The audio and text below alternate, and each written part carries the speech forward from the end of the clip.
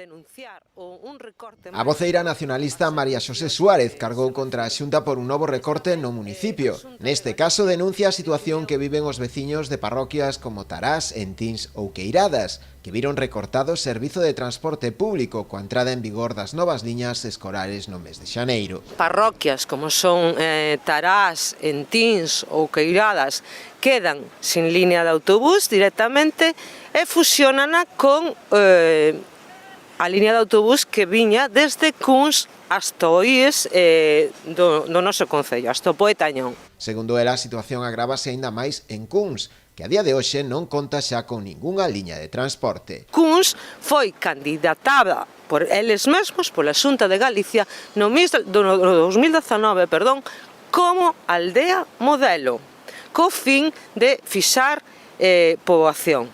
Pois ben, malamente entendemos nós que este sea un xeito de fixar poboación ou recortar nun servicio tan importante e que fai unha labor social tan importante como é o transporte público, que ten que vertebrar o noso territorio. Tamén volven a poñer o acento na situación que teñen que padecer varias familias do municipio, cuxos nenos non dispoñen de servizo de transporte para acudir ao Instituto Anoia. E teñen que ser as familias, as súas familias, as 12 familias máis ou menos que están implicadas neste tema, as que se fagan cargo económicamente de esa línea para poder chegar ao Instituto de Bacharelato de Noia. Os nacionalistas anunciaron que levarán este asunto ao Parlamento galego a través do seu grupo parlamentario para tratar de que se dea unha solución o máis axiña posible.